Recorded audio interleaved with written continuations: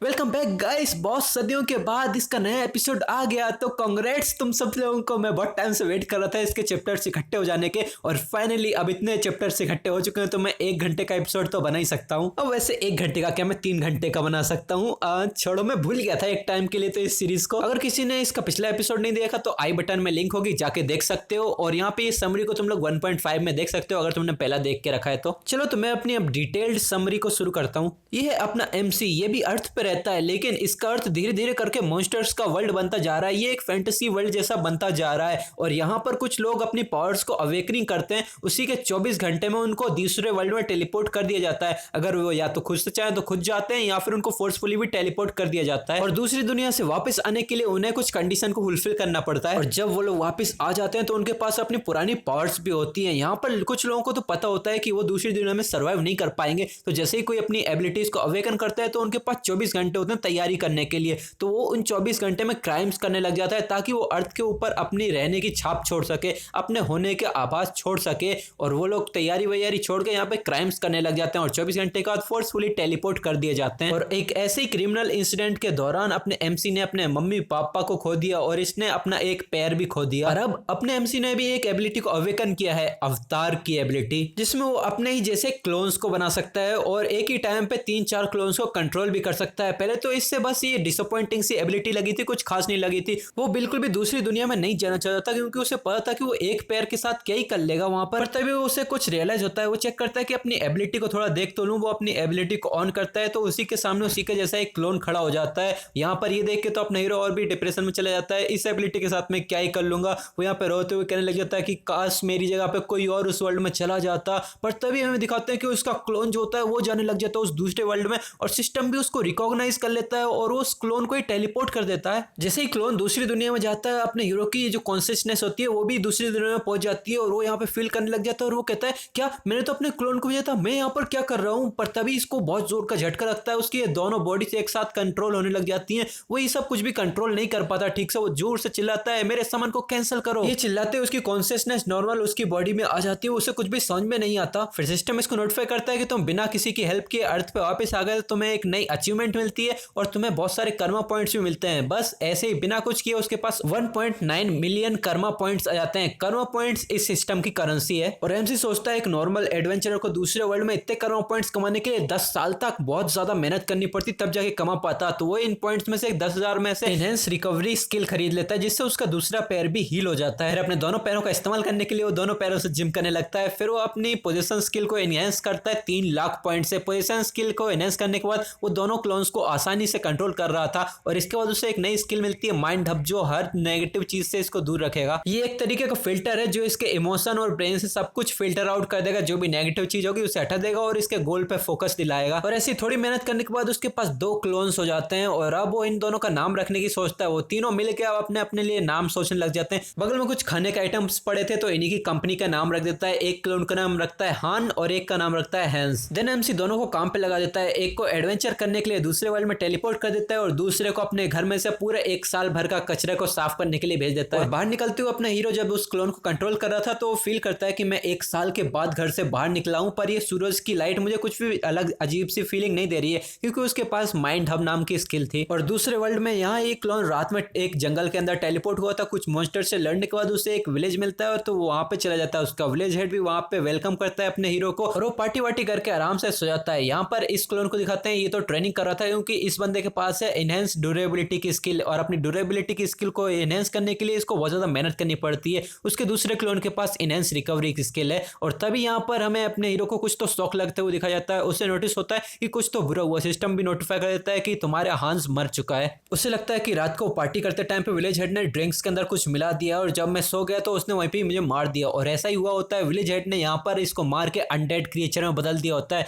पर यहाँ पर अपने हीरो को यहाँ पे कुछ तो सेंस होता है। वो अपने इस क्लोन को कंट्रोल कर पा रहा था। वो अपने आसपास देखता है, वहां पर भी बहुत सारे अनडेड्स होते हैं, और कुछ ही दिन के बाद ये अनडेड्स को कंट्रोल करना सीख जाता है। देन उसकी एडी में फिर से एक चूहा आके काटने लग जाता है, और वो कहता है ये तो मुझे 1 हफ्ते से काटे जा रहा है। देन वो इसको एक अनडेड बनाने की सोचता है, और वो इसको अच्छा एक टेस्ट सब्जेक्ट समझता है। वो इसको एक अनडेड सक्सेसफुली बना भी देता है, तो इसके लिए बहुत खुश होता है, और इस चूहे का नाम एल्फ्रेड रखता है। और वो इसको भेज देता है स्पाई करने के लिए। और बाहर जाके चूहा भी ये पता लगाता है कि एक कमरे में कुछ तो अजीब सा है, जहां पर उससे भी जाने में बहुत ज्यादा खतरा महसूस हो रहा है। वो यहाँ से बाहर निकलता है और बाहर जाके कुछ इन्फॉर्मेशन कलेक्ट करने की सोचता है, तो विलेज हेड को नोटिस हो जाता है और वो इसको वहीं पे मार देता है। पर उसे वो कुछ ध्यान नहीं देता, उसे लगता है कि कोई नॉर्मल चूहा है, डार्क एनर्जी की वजह से अनडेड बन गया है। पर इससे अपने हीरो को और भी ज्यादा गुस्सा आ जाता है और वो कहता है तुम्हारी हिम्मत कैसे हुई मेरे अल्फ्रेड को मारने की, और वो इस रिवेंज लेने की सोचता है।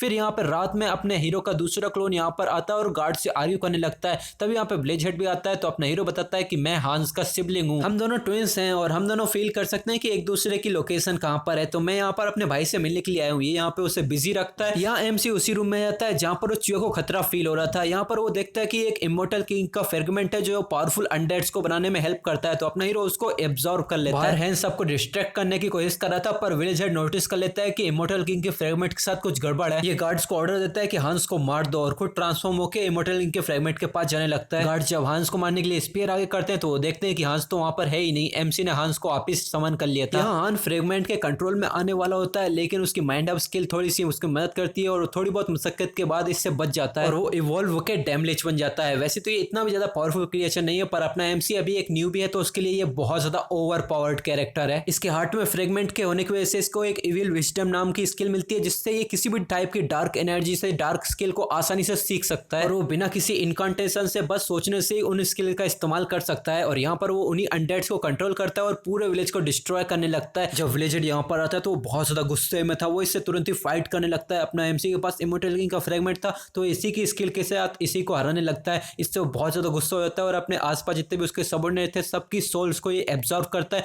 एक क्राउन में कन्वर्ट करता है और उस क्राउन को पहनने से इसकी ताकत और भी ज्यादा बढ़ जाती है। पर जब कोई वो पावरफुल सी स्किल एक्टिवेट करने के लिए मंत्र पढ़ रहा होता है, पर इतने में तो एक बुलेट जैसी डार्क माना आता है और सीधा इसकी छाती को चीर जाता है। अपना हीरो भी एकदम बैडएस बनता है और यहाँ पर उसने अब फाइनली 3 साल में बने हुए उसके पहले दोस्त एल्फ्रेड का बदला ले लिया था। सीन चेंज होता है, एक सेंटेंस को ये पता चल जाता है कि इमोर्टल किंग का फ्रेगमेंट यहाँ पे वापस से एक्टिवेट हो गया है और वो अपने बिशप से बोलती है कि एक मीटिंग की अरेंजमेंट करो, और वो डिटरमिनेंट लुक के साथ ये सोच लेती है कि मैं अब इस बार पिछली बार की जितनी तबाही नहीं होने दूंगी। यहाँ एमसी विलेज हेड को अपना सबऑर्डिनेट बनाने की कोशिश करता है, तो वो फील करता है कि इसके अंदर तो सोल ही नहीं है, तो वो सोचता है कि जरूर ये कोई टाइप का सिक्योरिटी मैकेनिज्म होगा। जैसे ये यहाँ पर मरा तो उसकी सोल किसी और जगह पे ट्रांसमाइग्रेट हो गई होगी, तो वो भी सोचता है ठीक है अब तो और भी मजा आएगा, आने दे इसको। इसके बचे कुछ सोल रेसिड्यू से इसको अनडेड बनाता है, तो ये एक डेथ विजर्ड बन जाता है। ये फिर भी पावरफुल था और वो इसके पास कॉन्शियसनेस भी थी। हांस सोचता है कि उसके दोस्त की मौत के लिए वो इसको जिंदगी भर टॉर्चर करेगा, देन वो इसके पूरे विलेज को आग लगा देता है। यहाँ एमसी को दिखाता है ये बहुत खुश लग रहा था, वो पार्टी कॉर्टी करके बैठा होता है और इसके खुश होने का रीजन इसके विलेज हेड के पास एक ट्रेजर रूम था, उसके अंदर बहुत सारा सोना चांदी और ट्रेजर्स वगैरह थे, इससे बहुत ज्यादा खुश था।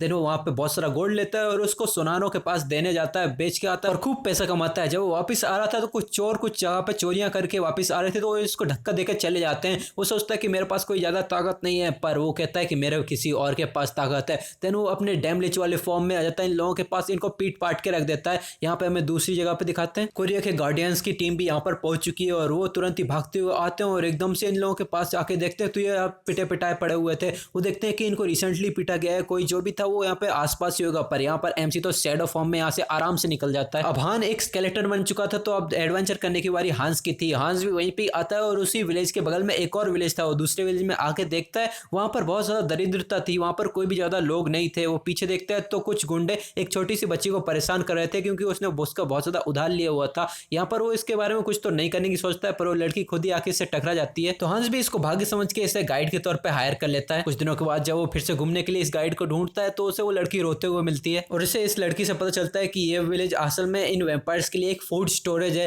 वो जब चाहे तब किसी भी इंसान को यहाँ से लेके खा सकते हैं। और उसे पता चलता है कि यहाँ पर जितनी भी ऑर्गेनाइजेशंस हैं वो सारी उन वैम्पायर्स के द्वारा कंट्रोल होती हैं, और यहाँ पर आज इसका भाई भी उसका शिकार हो चुका है और पता नहीं वो उसका भाई को आज सुबह ही कहाँ ले गए। हमारा सीन चेंज होता है एक हाई रैंकिंग वैम्पायर पे, उसे पता चल गया है कि इमोर्टल किंग का फ्रेगमेंट अवेकन हो गया है और वो उसको सेंस भी कर सकता है, तो वो इसको पाने की सोचता है। इधर एमसी उस लड़की की मदद करने के बारे में सोचता है और वो यहाँ की सारी ऑर्गेनाइजेशन को पीट पाट के रख देता है, और वो इस ऑर्गेनाइजेशन के घर में जाकर देखता है तो उसको वहाँ पे एक बच्चा भी मिल जाता है, जो कि असल में उसी लड़की का भाई था। यहाँ एमसी इस बच्चे को बचा रहा है, ये चीज को एक चमगादड़ उड़ते हुए नोटिस कर लेता है और वो अंदर आता है और ह्यूमन फॉर्म में ट्रांसफॉर्म होकर कहता है अब तूने उस बच्चे को बचा लिया है तो अब मैं तुझे खाऊंगा। हेंस भी इससे लड़ने के लिए बिल्कुल तैयार हो जाता है और वो इस बच्चे को डिफेंस करते हुए कहता है कि तू यहाँ से भाग जा, पर वो एम्पायर कहता है तुम में से कोई नहीं भागने वाला। वो इसका एक अटैक करता है, एमसी भी समझ जाता है कि वो इससे नहीं बच पाएगा, उसे लेता है और दूर जाके गिरता है, पर इससे ये पूरा रेस्टोरेंट तहस नहस हो जाता है। इसके अंदर बहुत सारी एल्कोहल के बैरल्स पड़े हुए थे, वो पूरे जगह पे एल्कोहल फैल जाती है, पर कैसे तैसे करके उसने उस बच्चे को बचा लिया था और वो इससे कहता है कि तू यहाँ से तुरंत ही भाग जा, पर वो वैम्पायर तुरंत आता है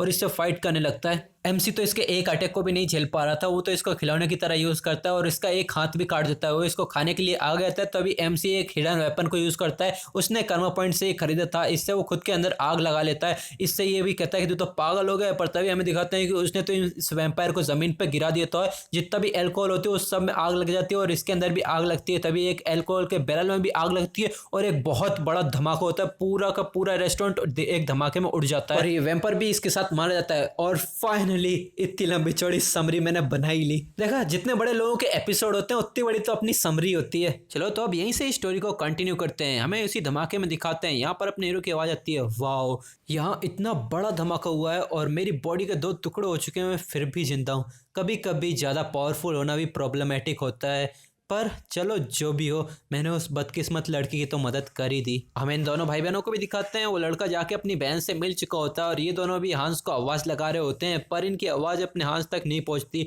और एक नोटिफिकेशन आती है, हांस अब मर चुका है और हांस को दोबारा रिस्पॉन होने के लिए 7 दिन लगेंगे। फिर हमारा सीन चेंज होता है एक जूते चमकाने वाले स्टॉल पे। किसी ने अच्छे से जूतों की सफाई की होती है, तो वो आदमी भी इसको प्रेस करता है और वो कहता है पैसे नीचे जमीन पर टेबल पर रख दिए। तो लड़की भी हमें बढ़ती है और इसको धन्यवाद करती है और कहती है फिर आना। और हमें पता चलता है ये तो वही लड़की है और मैं इसका नाम भूल चुका हूँ। इतने दिनों के बाद एपिसोड डाला है तो नाम तो भूलूंगा ही। ये अपनी फेक स्मेल को गायब करती है और अपना पसीना पोंछती है। पीछे से कोई आके कहता है क्या तुम मेरे जूते को भी साफ कर सकती हो? तो ये लड़की तुरंत ही अपना उत्साह जमा करती है और वो कहती है हाँ ऑफ कोर्स, प्लीज यहाँ पर बैठ जाइए। और जब भी आंखें खोल के देखती है तो ये बहुत ज्यादा इमोशनल हो जाती है। उसकी आंखों पे इसको भरोसा ही नहीं हो रहा होता है और वो कहती है क्या अंकल आप ठीक हो? तुरंत ही जाके इसको गले लगा लेती है। एमसी कहता है ऑफ कोर्स मैं ठीक हूँ, तुम्हें क्या लगता है कि मैं इतनी आसानी से मर सकता हूँ? पर वो मन में बोलता है ये तो झूठ है, इस बार तो मैं सच में मर गया था। फिर हमें पास्ट का सीन दिखाते हैं जहां पर हांस मर गया था और उसको 1 हफ्ता लगना था रिस्पॉन होने में। तो अपना हीरो भी कहता है क्या नहीं, ऐसे तो डियाना मेरी चिंता करने लग जाएगी। तो वो एक और अवतार को बनाता है और उसका नाम रखता है हांस सेकंड। और एमसी जल्दी जल्दी से इसी अवतार से भाग भाग के यहाँ पर आता है ताकि इसको ज्यादा चिंता ना हो। और इस लड़की ने तो बिल्कुल भी शक नहीं किया और तुरंत ही मुझे पहचान भी लिया। वो इसीलिए क्योंकि इस बंदी की सोल बिल्कुल प्योर है और मेरा भी अवतार भले ही डिफरेंट हो पर इसके अंदर सोल एसेंस तो मेरा ही है। तभी डियाना इसकी चिंता में कहती है अंकल आपको यहाँ पर नहीं आना चाहिए था, वेम्पायर्स ने आपके लिए खोजबीन चालू कर दी होगी। एमसीबी से दिलासा देते हुए कहता है कम ऑन, तुम इतनी भी चिंता मत करो, मैंने सब कुछ ठिकाने लगा दिया है। और वो मन में सोचता है मेरे पास हान दी इमोर्टल किंग है मेरे साथ, तो मुझे इतनी प्रॉब्लम नहीं होनी चाहिए वैम्पायर से। फिर हमारा सीन चेंज होता है, एक चमगादड़ किसी घर पर नजर रखे हुआ था और हमें पता चलता है कि अपना एमसी इस घर में है। वो सिस्टम स्क्रीन को देखते हुए कहता है यहाँ पर 10 दिन का कूल डाउन है, मैं तभी जाके इंटरडायमेंशनल ट्रांजेक्शन कर सकता हूँ। हाँ मैंने तो जितना सोचा था ये उससे बहुत ज्यादा है। तभी एकदम से एक चमगादड़ आता है और वो ह्यूमन फॉर्म में ट्रांसफॉर्म हो जाता है। वो इसका गर्दन पकड़ लेता है और अपने एमसी को कुछ भी समझ में नहीं आता और वो एकदम से लगता है अपने एमसी को दीवार से ही सटा देता है। और वो वैम्पायर कहता है ये सब कुछ तुम्ही ने किया है ना, मुझे जंगल में जितने भी ट्रेसेस मिले वो सारे ही तुम्हारी तरफ इशारा कर रहे थे। एमसी भी घबराते हुए मन में सोचता है एक वैम्पायर, क्या इन्हें इतनी जल्दी कैसे पता चल गया? हमें इस वैम्पायर को भी दिखाते हैं और ये मेरे ख्याल से वही वैम्पायर है जो इमोर्टल किंग के फ्रेगमेंट के पीछे पड़ा हुआ है। ये मुझे लगता है अगर ये नहीं भी हुआ तो आगे तुम्हें पता चल ही जाएगा। ये कहता है एक आउटसाइडर मेरे ही राज में रह रहा है और मेरे ही लोगों को मार भी रहा है। एमसी सोचता है मेरा गला बहुत तेजी से दब रहा है पर मैं बिल्कुल भी अपनी ताकत का इस्तेमाल ही नहीं कर पा रहा हूँ, ये बंदा बिल्कुल ही एक मॉन्स्टर है। फिर वो इसको सूंघता है और वो कहता है पर मुझे तुम्हारे अंदर से बिल्कुल भी डार्क मैजिक का ऑरा तो फील ही नहीं हो रहा और ना ही मैं तुम्हारे अंदर से मेरे लोगों के खून की स्मेल को सूंघ पा रहा हूँ। अपना एमसी कैसे भी करके इससे बोलता है मुझे नहीं पता कि आप क्या कह रहे हो, ये तो ऐसा ही है जब से मैं सो रहा हूँ, मुझे कुछ समझ में नहीं रहा आप क्या कह रहे हो। तो ये वैम्पायर भी हंसते हुए कहता है ओह तो तुम्हें कुछ भी समझ में नहीं आ रहा। वो अपने दांतों को निकालता है और एकदम से अपने हीरो काट लेता है और वो कहता है तुम्हें जल्दी समझ में आएगा। वो ऐसी काट के इसके ऊपर मार्क छोड़ देता है और वो इसका खून चाटते हुए कहता है तो अब मैं तुमसे आराम से पूछूंगा और तुम झूठ भी नहीं बोल पाओगे। और हम इसको दिखाते हैं उसको बहुत सारा दर्द हो रहा होता है। एमसी इस दर्द को झेलते हुए कहता है ये तो पागलपंती है, ये मेरे साथ फिर से क्यों हो रहा है। उसके अंदर को भी दिखाते हैं ये पूरी तरीके से अंदर से जल रहा होता है, इसे कुछ समझ में होता है अब क्या करूं, इसका सर बिल्कुल ही चकरा रहा होता है। सिस्टम भी एक वार्निंग नोटिफिकेशन भेजते हुए कहता है कि तुम अब एक वैम्पायर में ट्रांसफॉर्म हो रहे हो। पीछे से ये वैम्पायर भी अपनी ऑरा रिलीज कर रहा होता है, वो अपनी ब्लड लस्ट को रिलीज करते हुए कहता है तो अब मैं फिर से सवाल पूछता हूँ। सिस्टम पे एक और नोटिफिकेशन आती है तुम्हें एक नई स्किल एक्वायर हुई है, इसका नाम है ब्लड लाइन और ये एक लेसर ब्लड लाइन है। एक और नोटिफिकेशन में बताया जाता है कि तुम्हारी स्किल सुपर रिकवरी चेंज हो गई है रीजनरेशन में। अभी एमसी के पास जो लेसर ब्लड लाइन है वो वैम्पायर्स की स्पीसीज में सबसे लोएस्ट टीयर की ब्लड लाइन है और वो हाई टीयर की ब्लड लाइन के सामने झूठ नहीं बोल सकता। पीछे वो वैम्पायर पूछता है बताओ मुझे क्या तुम इस इंसिडेंट से बिल्कुल भी रिलेटेड नहीं हो। अपने एमसी को ये खतरनाक सा प्रेशर फील होता है और वो कहता है ये प्रेशर ऑफ अथॉरिटी है, इसकी ब्लड लाइन बहुत ज्यादा सुपीरियर है और वो ऐसा फील कर रहा था कि इसके सामने एक बहुत ही बड़ा माउंटेन है और मैं इसके सामने एक छोटी छोटी सी चींटी हूँ। इसका दिल बहुत तेजी से धड़कने लगता है और इसे ऐसा लग रहा था कि इसका खून उससे खुद चिल्लाते हुए कह रहा है कि मुझे इस हाई टीयर के वैम्पायर के सामने सबमिट करना है। एमसी खुद ब खुद जवाब देने लगता है कि हाँ लॉर्ड ड्रैक, मैं बस एक छोटा सा ट्रेवलर हूँ। पर एमसी मन में हंसते हुए कहता है, ऑफ कोर्स मैं तो अपने खून की इच्छा को भी इग्नोर कर सकता हूँ। मेरी माइंड अब स्किल एक तरीके फिल्टर के काम करती है, मेरे खून को भी एकदम फिल्टर आउट करके एकदम इमोशन को क्लियर करती है। ये वैम्पायर भी जानता था कि एक लेसर ब्लड लाइन मेरे सामने झूठ नहीं बोल सकती, तो ये भी कहता है हाँ शायद मैंने ही कुछ गलती कर दी। वो कहता है अभी के लिए मुझे फॉलो करो, हमें कुछ काम करना है। ये सुन के हांस सेकंड के भी पसीने तो छूट रहे थे, पर वो भी कहता है हाँ अभी के लिए तो मुझे इसको फॉलो करना चाहिए और इससे थोड़ी बहुत इन्फॉर्मेशन निकालनी चाहिए। फिर हमारा सीन चेंज होता है एक ऐसी इमारत में जो बहुत ही सुंदर भी थी और बहुत डरावनी हुई थी। उसके ऊपर बहुत सारी बिजलियां कड़क रही थी और हमें पता चलता है कि ये वैम्पायर क्लैन है और किसी अजांथु ब्रांच का हेडक्वार्टर है। अंदर आने पे भी यहाँ पे बहुत सारे वैम्पायर्स थे और वो सारे लॉर्ड ड्रैक को ग्रीट कर रहे थे। एमसी भी अंदर आते हुए दो लोगों को बात करते हुए नोटिस करता है। एक लड़की पूछती है हाँ ये क्या चीज है, क्या ये लॉर्ड ड्रैक का कोई लेसर ब्लड है? लड़का बोलता है हाँ लॉर्ड ड्रैक ने क्या ही सोच के इस छोटे से लेसर ब्लड को एक्सेप्ट कर लिया। तभी एक लड़की एकदम से हंसते हुए आती है और सीधा एमसी का हाथ पकड़ लेती है और वो कहती है हेलो बहुत समय के बाद एक नया लेसर ब्लड यहाँ पर आया। इससे तो एमसी बहुत स्टंड हो जाता है। ये लड़की इससे और भी ज्यादा उत्साहित होकर इसकी तरफ एक ड्रिंक ऑफर करती है और वो कहती है मैं रोजी का हूँ और तुम्हारा नाम क्या है? अब एमसी मन में सोचता है ये बेवड़ी कौन है, अब से हम इस बेवड़ी को रोजी बुलाएंगे। अपना एमसी हिचकिचाते हुए कहता है मेरा नाम हैंस है। तो ये लड़की और इसके आगे ग्लास आगे करते हुए कहती है तुम्हें इतना हिचकिचाने की जरूरत नहीं है, हम दोनों ही लेसर ब्लड हैं। फिर वो इस ड्रिंक के बारे में बताती है कि ये ताजा ताजा निचोड़ के लाया हुआ ब्लड है, इसको एक बार पी के तो देखो, मतलब ये ड्रिंक नहीं कोई ब्लड है। हंस सेकंड मन में सोचता है मुझे इसको एक बार पीना ही पड़ेगा, नहीं तो ये मेरे ऊपर शक करने लगेगी। देन वो उसके हाथ से वो ब्लड लेता है और उसे पीने लगता है। बस एक जीव पीने से ही अपने हीरो को बहुत ज्यादा ब्लड लस्ट फील होने लगता है। वो कहता है क्या ये किस तरह की फीलिंग, मुझे इतना खून की प्यास क्यों लग रही है? और वो कहता है डैम इसको पीना तो बहुत ज्यादा खतरनाक हो सकता है, ये छोटा सा पिया, मेरा माइंड अप स्किल भी एक्टिवेटेड है, फिर भी मुझे इतना खून की ज्यादा प्यास होने लगी है। और वो कहता है कि मुझे अपनी टेस्ट और स्मेल के सेंसेस को बंद करना पड़ेगा। देन वो इनको बंद करके पी लेता है। इसे पीने के बाद थोड़ा सा खांसते हुए अपने हीरो कहता है हाँ ये अच्छा था। देन ये लड़की इसकी चिन पकड़ती है और वो कहती है ओ तुम तो बिल्कुल ही मेरे जैसे हो, अगर तुम कोई इंसान होते तो मैं तो तुम्हें पूरा ही निचोड़ के सुखा देती। अपना हीरो भी थोड़ी सी इंफॉर्मेशन निकालने के बारे में सोचता है, तो इससे हंसते हुए पूछता है तुम मुझे अभी लेसर ब्लड बुला रही थी, ये लेसर ब्लड का मतलब क्या होता है? तो ये लड़की भी सोचते हुए बताती है तो तुम्हें वैम्पायर की रैंक्स के बारे में कुछ भी नहीं बता, चलो मैं बताती हूँ। जैसे इंसानों में नाइट्स होते हैं तो वैसे ही वैम्पायर्स में लेसर ब्लड होते हैं। लॉर्ड रैक के जैसे प्योर ब्लड्स को नोबेल्टी कहा जाता है। क्लैन लीडर्स जो कि ट्रू ब्लड्स होते हैं उनको रॉयल्टी कहा जाता है। और इनके भी ऊपर होते हैं सेंट ब्लड, ये ऐसे लोग होते हैं जिनको हमेशा हमें फॉलो करना ही पड़ता है। ये लोग यहाँ पर बात कर रहे थे तभी बालकनी से कोई आता है जो कि हाथ में ड्रिंक लिए हुए था। हमें दिखाते हैं ये लॉर्ड रैक था, ये सबको अटेंशन करता है और वो कहता है ऐसा लगता है कि सब लोग यहाँ पर आ चुके हैं, तो अब मैं बिना कहीं और बात को घुमाए मैं सीधा पॉइंट पे आऊंगा। इमोर्टल किंग का फ्रेगमेंट वाव ऑफ डिफाइंस वो मिसिंग हो चुका है। वाव ऑफ डिफाइंस शायद एक ऑर्गेनाइजेशन है जिसके अंदर वो विलेज हेड काम करता था। ऐसा कंफर्म किया गया है कि लास्टली वो इसी सिटी की तरफ आया था, पर किसी पॉइंट पे वो एकदम से बिना कोई सबूत छोड़े गायब हो गया। फिर हमें लॉर्ड रैक के बगल में खड़े इन दो लोगों की इंफॉर्मेशन देते हैं। इस लड़की का नाम है प्रीता और ये भी प्योर ब्लड वैम्पायर है।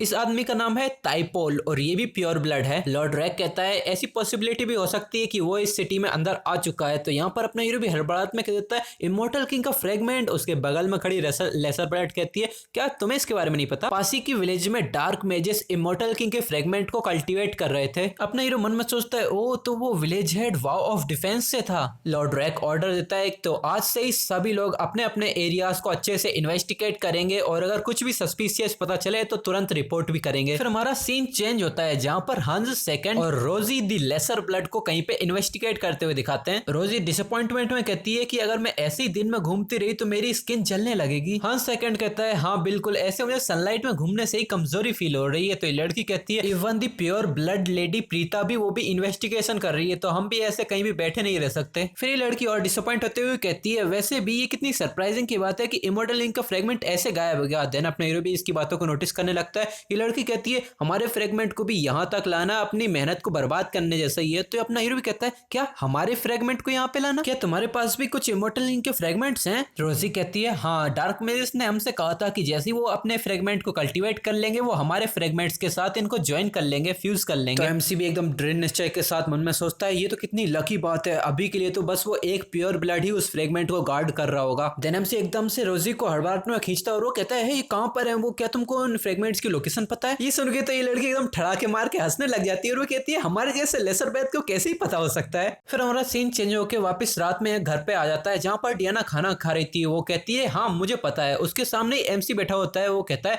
क्या क्या तुम्हें पता है? तो ये लड़की कहती है फ्रेगमेंट ऑफ इमॉर्टल किंग, शायद मुझे पता है वो कहाँ है। देन एमसी बहुत जोर से चिल्लाता है क्या तुम्हें पता है इमॉर्टल किंग का फ्रेगमेंट कहाँ हो सकता है? डियाना चुपचाप खाना खाते हुए कहती है हाँ मैं पक्का तो नहीं बता सकती, वो ये बहुत टाइम पहले की बात है, पर फिर भी 1 साल पहले मुझे मुश्किल से एक कब्र की सफाई करने का काम मिला था। वहां पर मैंने देखा था कि हर फ्राइडे को वैम्पायर्स के अंडर काम करने वाली एक ऑर्गेनाइजेशन किसी स्टोन चेम्बर्स में जाके देखती थी और वो जब भी उस चेम्बर के अंदर जाते वहां से बहुत ही बुरी स्मेल आती थी। ये कहानी सुन के अपना हीरो भी इसको इन्वेस्टिगेट करने के बारे में सोचता है। डियाना का भाई कहता है ओ तो इसीलिए तुमने मुझे उस कब्र के आसपास भी जाने से मना किया था। एमसी खाने की टेबल से उठ जाता है और वो कहता है ठीक है तुम्हारी इंफॉर्मेशन के लिए शुक्रिया, अब बाकी इन्वेस्टिगेशन का काम मैं खुद कर लूंगा, तुम लोग बस छुपे रहना। एमसी जब यहाँ से जाने लगते हैं तो डियाना इसका हाथ पकड़ती है और शांति से इससे कहती है अंकल आज आपकी स्मेल यूजुअल से थोड़ी डिफरेंट लग रही है, क्या ऐसा हो सकता है? तो अपना हीरो भी अपने दांत दिखाते हुए कहता है हाँ तुम्हारी नाक से कुछ भी नहीं छुप सकता, तो जैसा कि तुम देख ही सकती हो, पर चिंता मत करो इससे तुम्हें मैं कोई खतरा नहीं होने दूंगा। ये देख के तो डियाना और भी ज्यादा शॉक हो जाती है। उसके मुंह से कोई शब्द ही नहीं निकलता, उसके चेहरे पे पानी की तरह पसीना निकल रहा था। देन वो शांति से इसे कहती है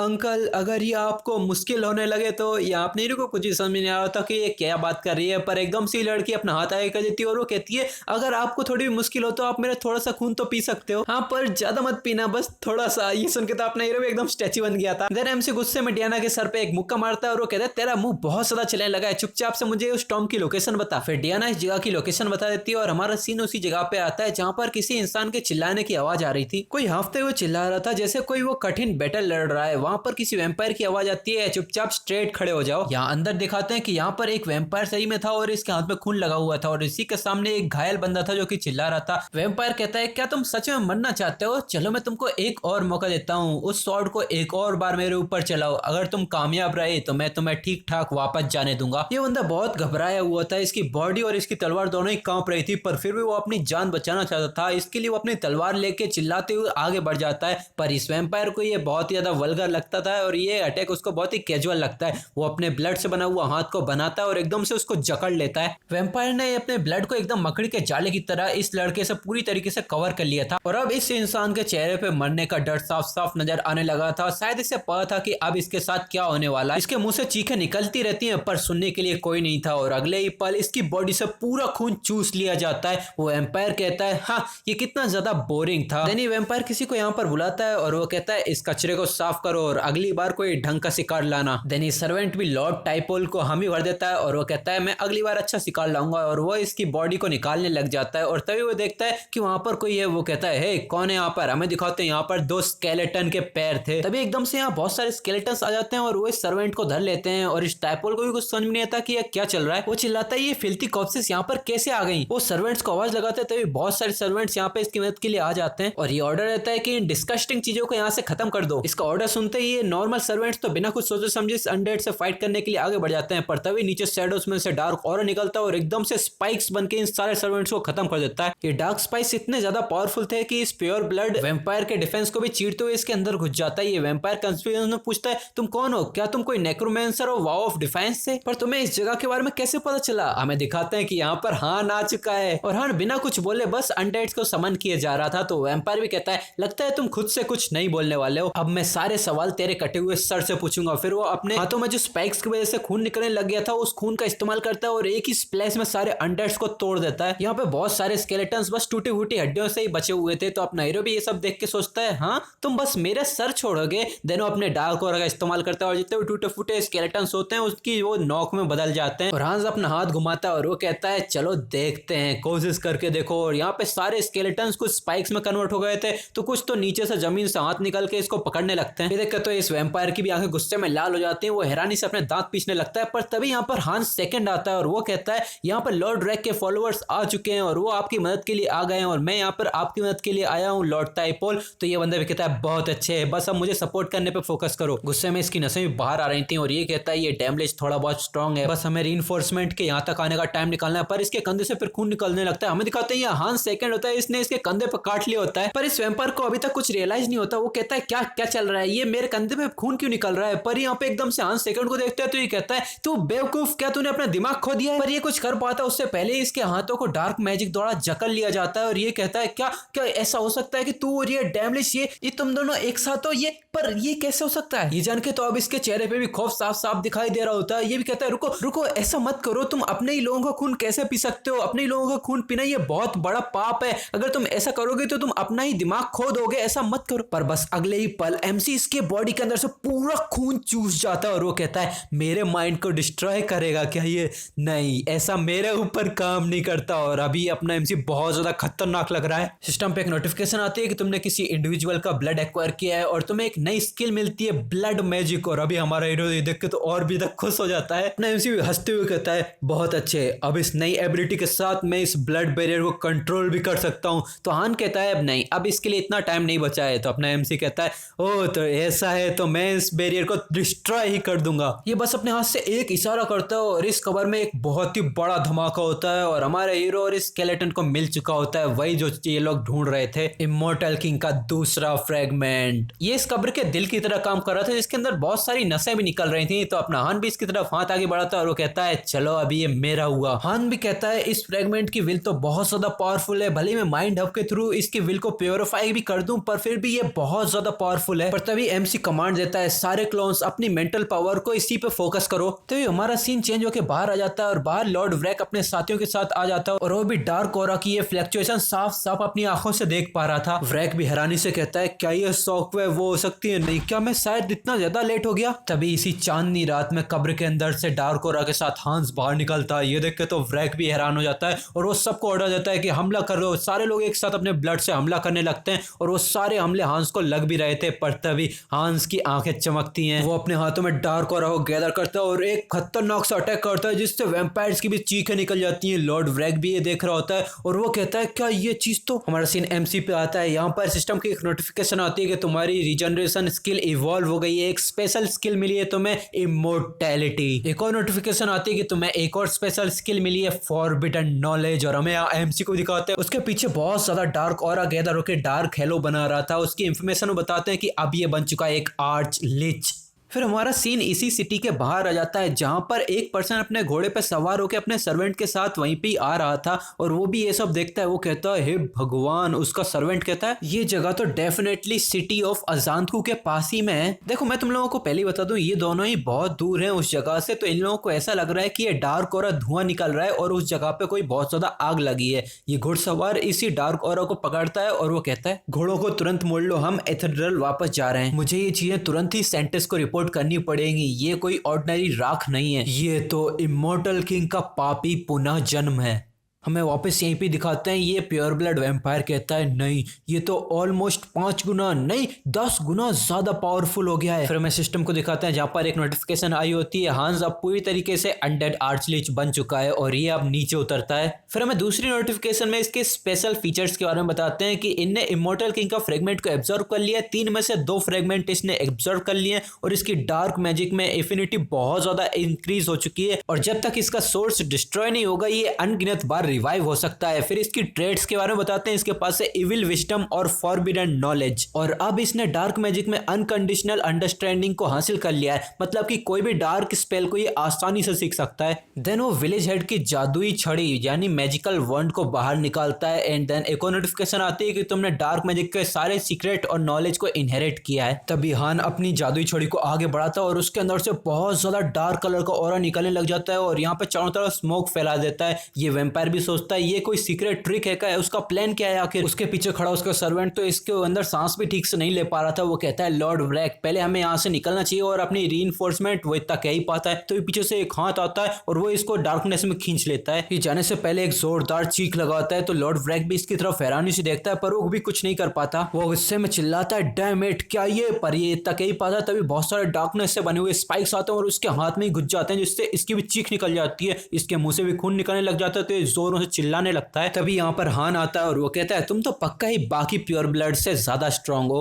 लॉर्ड व्रैग भी गुस्से में अपने दांत पीसने लग जाता है और हांस भी इसके पास आता है और वो कहता है तुम अभी के लिए तुम मेरे लिए खून से भरे हुए झोले के अलावा और कुछ नहीं हो। व्रैग के अंदर बहुत सारे डार्क स्पाइक्स घुसे हुए थे और उसे बहुत ज्यादा दर्द हो रहा था, पर वो फिर भी अपनी हिम्मत जुटाता और वो कहता है इतनी ज्यादा डोमिनेटिंग मैजिकल पावर, क्या तुमने पूरी तरीके से फ्रेगमेंट को एब्जॉर्व कर लिया है? आखिर तुमने इतनी ज्यादा करप्टेड मैजिकल विल का सामना कैसे किया? पर तभी पीछे से कोई रेड शैडो आता है और वो कहता है क्या तुमने ये क्या पूछा? वो तो सिंपल है, क्योंकि वो अकेला नहीं है। एकदम से वो शैडो अपनी चमचमाती हुई आंखों से अपना मुंह खोल के इसके पास आता है। ये लॉर्ड व्रैग भी कुछ समझ पाता उससे पहले ही उसकी बहुत ज्यादा चीख निकलने लगती है और अब बस हमें उसका खून ही दिखाते हैं। और अब तक तो सबने पता लगा ही लिया होगा कि ये शैडो कोई और नहीं अपना हांस सेकंड है। इसने इसके अंदर से पूरी तरीके से खून को एब्सॉर्ब कर लिया है। तभी सिस्टम एक नोटिफिकेशन देता है कि तुमने सारी कंडीशन को फुलफिल कर लिया है और अब तुम और भी ज्यादा ग्रो कर रहे हो। इससे तो अपना एमसी और भी ज्यादा खुश हो जाता है। उसके अंदर बहुत ज्यादा रेड कलर का ब्लडी और फैल रहा था। एक और नोटिफिकेशन आती है कि तुम्हारी special skill bloodline lesser bloodline अब इवॉल्व होकर प्योर ब्लड लाइन में ट्रांसफॉर्म हो रही है। ये देख के अपना एमसी खून साफ करते हुए कहता है बहुत अच्छे, अब मैं एक प्योर ब्लड बन चुका हूँ। जैसा कि मैंने सोचा था अपने ही लोगों को डिवायर करने से मैं और भी तेजी से ग्रो कर सकता हूँ।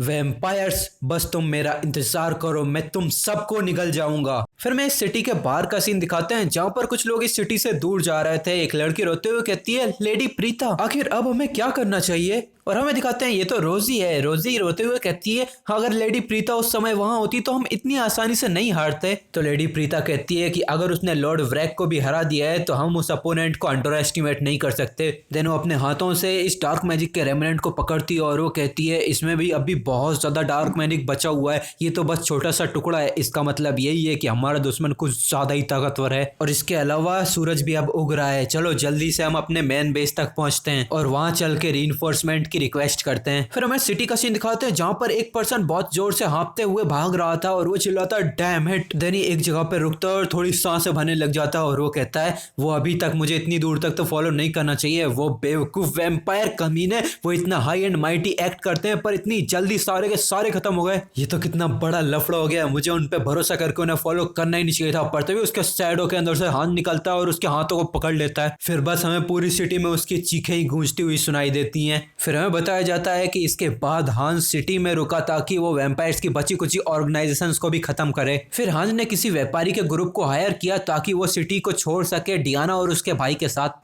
और यहाँ हमें एक कैंप के अंदर हांस को दिखाते हैं जो कि खाना पका रहा था और वो धीरे धीरे करके इंग्रेडिएंट्स को मिलाता है और ये इसकी एक एक स्टेप को इन दोनों भाई बहनों को दिखा रहा था और इनकी सुगंध और इसके दिखावे को देख के इन दोनों भाई बहनों की आंखें चमकने लग जाती हैं। ये इस कदर खुश हो चुके थे कि जैसे इन्होंने अपनी पूरी जिंदगी में इतने अच्छे खाने को देखा ही नहीं। वो भी चिल्लाने लग जाते हैं वाह कितना अच्छा है ये। और जब ये दोनों इसको टेस्ट करते हैं तो इनकी सारी चिंता और थकान तुरंत ही खत्म हो जाती है और वो कहते हैं अंकल ये तो बहुत ज्यादा अच्छा है, अंकल आपका बहुत बहुत शुक्रिया। ये सुनकर तो हांस भी बहुत ज्यादा खुश हो जाता है क्योंकि वो बहुत टाइम से बस अपने घर में ही कैद था और वो किसी और से मिला ही नहीं था और उसने अपने खाने की इतनी ज्यादा तारीफ कभी नहीं सुनी थी। वो कहता है और भी ज्यादा खाओ तभी तुम लोग अच्छे से ग्रो हो पाओगे। फिर वो मन में इन्हीं दोनों को देखते हुए सोचता है अभी ये दोनों पहले से कितने ज्यादा खुश लग रहे हैं, शायद ये इसीलिए हुआ है क्योंकि वो लोग अब इस खतरे से भरी हुई शहर से दूर जा चुके हैं। फिर हाँ डेना से कहता है तुम्हारे अंकल ईस्टर्न लेपल्स में एक शॉप चलाते हैं ना? तो डेना भी कहती है हाँ ये सच है। फिर वो थोड़ा हिचकिचाते हुए कहती है हाँ पर मुझे पक्का नहीं पता कि वो लोग मुझे अपने साथ रखेंगे कि नहीं। तो हांस कहता है तुम इसकी चिंता मत करो। फिर वो सोचता है अगर वो इनको रखने के लिए तैयार नहीं हुए तो मैं उनके मुंह पे थोड़ा पैसा फेंक के मार दूंगा। वैसे भी अब इन दोनों से मुझे थोड़ा सा लगाव हो चुका है तो अब इसीलिए मुझे इनसे अब दूर जाने में थोड़ा सा बुरा फील हो रहा है। फिर वो थोड़ा मुस्कुराते हुए सोचता है कितना समय हो गया मुझे इस तरह का इमोशन फील हुआ है, मैं यहाँ आके सच में कितना ज्यादा बदल गया हूँ। तो डियाना भी इसकी इस मुस्कुराहट को फील कर लेती है और वो इससे कहती है मिस्टर क्या आपको थोड़ा सा ब्लड की कमी हो रही है? ये सुन के तो एमसी ठड़ाके मार के हंसने लग जाता है और वो कहता है मैं पहले पेट भर के खा चुका हूँ। फिर वो मन में ही थोड़ा सा पछीजते हुए सोचता है मैंने इस विलेज के सारे ही बचे कुछ वैम्पायर्स को डिवोर कर लिया था। फिर हमें बताते हैं कि जहाँ पर हांस यहाँ से दूर जा रहा था वहीं हान यहाँ बची कुची लाशों को अनडेड्स में क्रिएट कर रहा था। किसी की आवाज आती है जो कहता है जल्दी करो और अंदर जाओ और हमें दिखाते हैं ये अपना एमसी है जो कि सब लोगों से कह रहा था और सारे अनडेड्स को अपने सब स्पेस में भेज रहा था। वो कहता है ये सब स्पेस सच में बहुत ज्यादा कन्वीनियंट चीज है और वो कहता है ये सब स्पेस तो लगभग इनफाइनाइट ही है और वो मन में सोचता है कि मेरी फॉरबिडन नॉलेज और इविल विजडम ये थोड़ी से कनेक्टेड सॉलिड है। अगर मैं थोड़ा सा इसके ऊपर रिसर्च करूं तो मैं शायद ये सबस्पेस अर्थ के ऊपर भी खोल पाऊंगा। तभी मैं दिखाते हैं कि ऊपर से किसी ने इनके ऊपर नजर रखी हुई थी और वो अपना ब्लड से एक अटैक को चार्ज करता है और वो अटैक को सीधा ही शूट कर देता है, जाके ये अटैक सीधा हान को ही लगता है और उसकी छाती के भी आर पार निकल जाता है। इससे तो हान भी हैरान हो जाता है और कोई बच्चे ही शकल का बंदा कहता है, तुम अभी भी हमारी सिटी में घूम रहे हो? तो मैं नहीं लगता कि तुम हमें कुछ ज्यादा ही अंडर एस्टिमेट कर रहे हो। और हमें दिखाते हैं कि ये बच्चा अकेला नहीं है, इसके साथ इसके कुछ सर्वेंट्स भी हैं जिसने अपना चेहरा छुपा के रखा है। और ये बंदा अपना ऑरा निकालते हुए कहता है, वैसे क्या तुम सच में वो ऑफ डिफाइंस से हो? फिर हमें इसके बारे में बताते हैं कि इसका नाम है ओवर वारकोस लेक और ये एक ट्रू ब्लड वैम्पायर है जिसका सामना अभी हान नहीं कर सकता। तो अब तुम लोगों को क्या लगता है, क्या हान यहाँ से बच के निकल पाएगा या हान की जर्नी यहीं पे खत्म हो जाएगी? उसके लिए तो तुम्हें नेक्स्ट एपिसोड का इंतजार करना पड़ेगा। और जैसे इस वीडियो के ऊपर 1000 लाइक कंप्लीट होते हैं, मैं इसका नेक्स्ट पार्ट भी अगले 3 दिन में अपलोड कर दूंगा। और तुम लोग भी जाओ अब तुरंत ही लाइक बटन दबाओ और जिसने भी सब्सक्राइब नहीं करके रखा है सब्सक्राइब करके रख लो। और जिसको भी इसके एपिसोड जल्दी जल्दी चाहिए वो सीधे ही मेरी मेंबरशिप को ज्वाइन कर सकता है। उनके लिए जल्दी हमारे एपिसोड्स आते रहते हैं, मैं इनको आधे आधे पार्ट्स के एपिसोड भी डाल देता हूँ मेंबर्स के लिए बस। ठीक है, तो अब तुम लोग इसके बारे में मुझे कमेंट में बताओ कि तुम लोगों को कैसी लग रही है। और अब हम मिलेंगे नेक्स्ट एपिसोड में। Bye bye.